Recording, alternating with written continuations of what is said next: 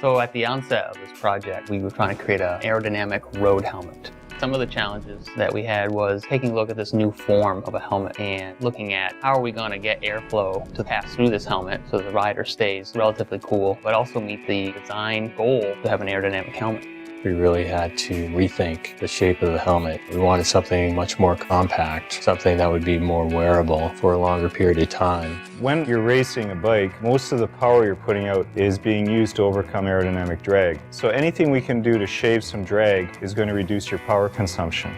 Traditionally, aero helmets have tried to follow a teardrop section concept, and what we've discovered here is that you don't necessarily need that long tail in order to improve the aerodynamics of the head. And that's how we ended up with the shape with the AirTac. It has a similar frontal area as a time trial helmet, but as the air flows over the back, we were able to truncate back the helmet, and the air still thinks it's flowing around a long wing-shaped helmet, but it's not.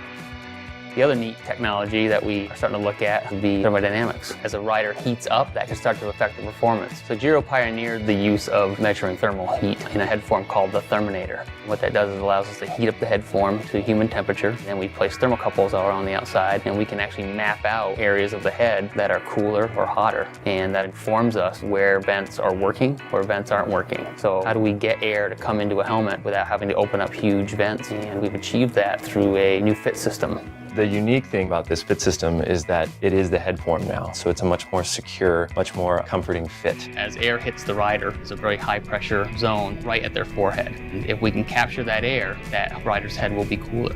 So we have a fit system that suspends the rider's head off of the EPS, and then the large channels allows whatever air comes in through this 3mm opening to have many ways to exit. So as air comes in, it's going to pass up over the top of your head and right out the back.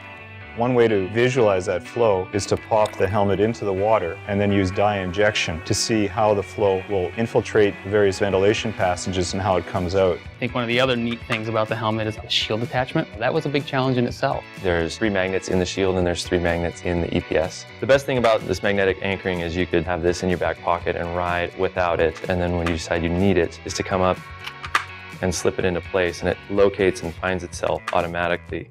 And then if you decide you don't need it and you don't want to put it back in your pocket, it'll dock backwards on the helmet. It's not going to fall off. It's not going to go anywhere.